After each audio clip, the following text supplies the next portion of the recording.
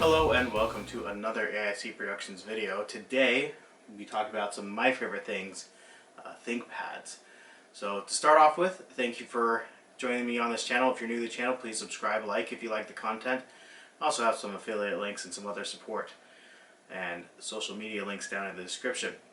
But recently I had actually sold this laptop. This is my 25th anniversary Thinkpad. Sold it, shipped it off to the guy after verifying the address, and it ended up being that his address was undeliverable, so it came back to me and I haven't been able to reach the guy since, so hopefully that'll get resolved. But for right now, I'm back in possession of my 25th anniversary. When I sold it, I'd actually purchased this. This is a Thinkpad P43s, which is built on the same chassis as the T490, and so has some similarities to that, obviously, but has a little bit different. Really, the only difference I could see was the graphics card option. These two laptops over here will just be part of the video temporarily as a comparison of performance, because I want to demonstrate the performance difference between these two, and then going from the 25th anniversary, which has a 7th gen chip, to the 8th gen chip. First off, going with the design. As you can see, looking at these laptops, Thinkpad has had a design language that they have stuck with since the 4th generation, or the Intel Core i processors. So that would be the T440, the W540, the X240, that generation of systems. They switched over to a new type of trackpad with this chiclet style keyboard.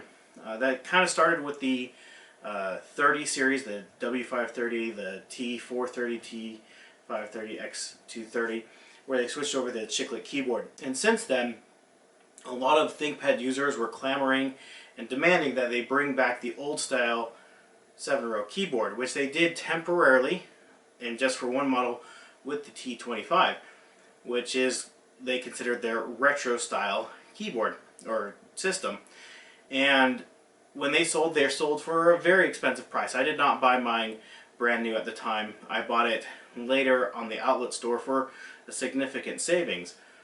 But they have actually held their value and gone up in value some in the time. I'm recording this January of 2020, and I sold this in December for about $2,000, a little over a month ago.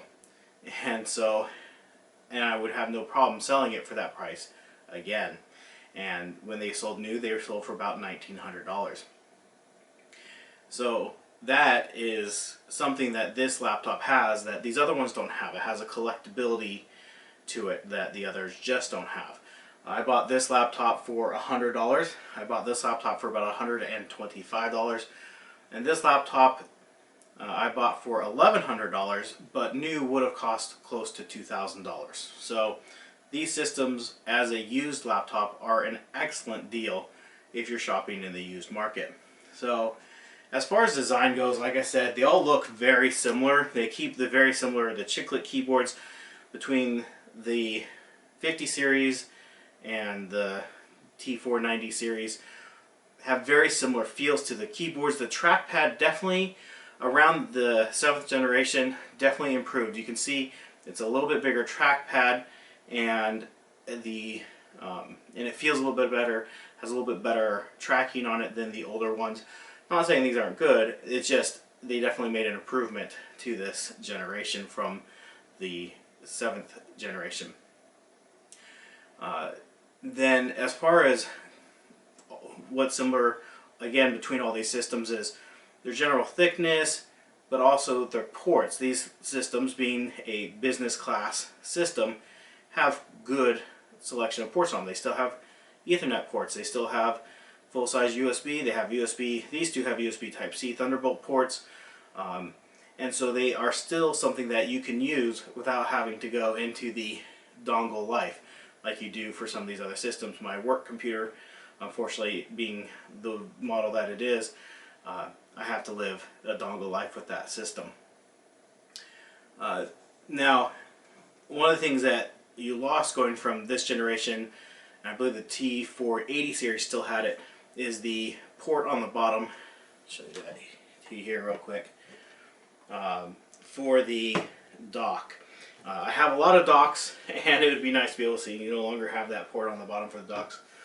I no longer have that. I have a lot of those docks. It no longer has the port for it, which is something that I find to be sad. They do sell a dock that plugs into the side into one of the Thunderbolt ports here on the side, and so you still get that functionality, but I can't use those docks that I was able to use from this generation to this generation.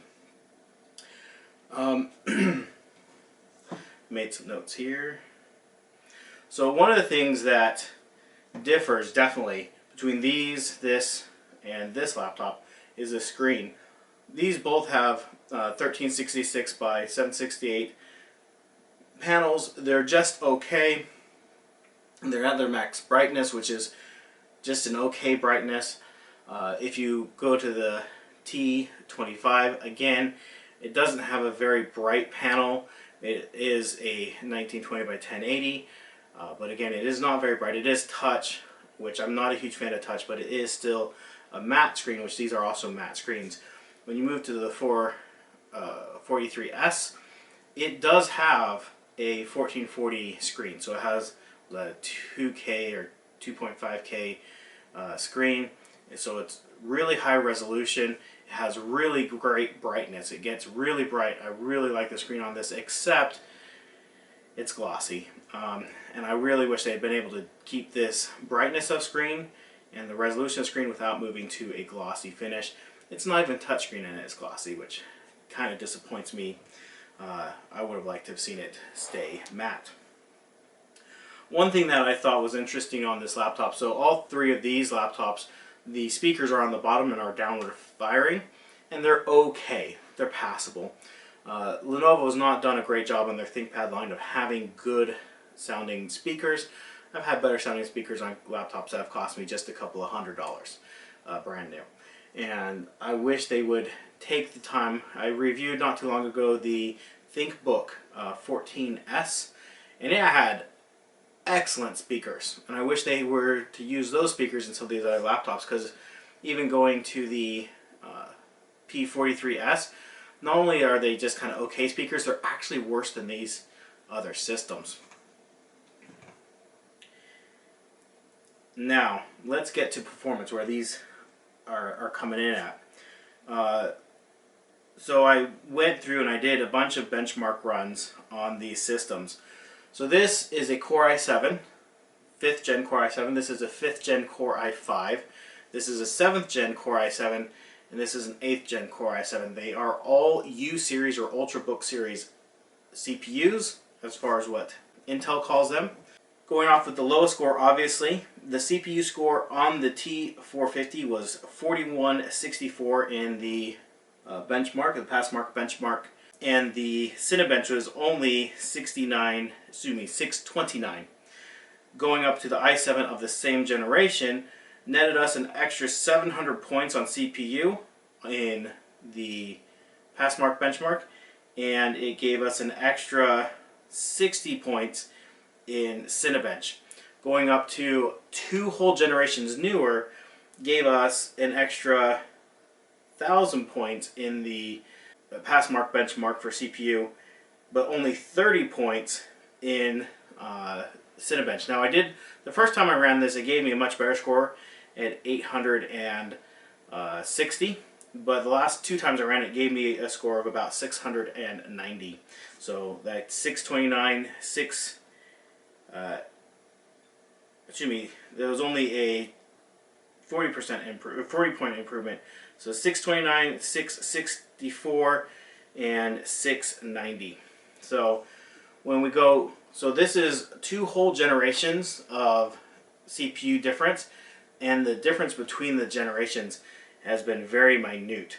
But going from the 7th to an 8th gen Ultrabook CPU, you can definitely see where AMD's influence has kicked in, because all these 3 are just 2-core 4-thread processors, where these 2 are, or this one, excuse me, is a 4-core 8-thread processor, and so it gets nearly double the score at 10,565 points in the Passmark benchmark, and 1,545 points in the Cinebench. So that is, again, almost triple the score by having 2 more cores and 4 more threads. Huge difference going between these two performance-wise. Now, one thing that's kind of funny on these, they both have Windows Hello, which is a great feature.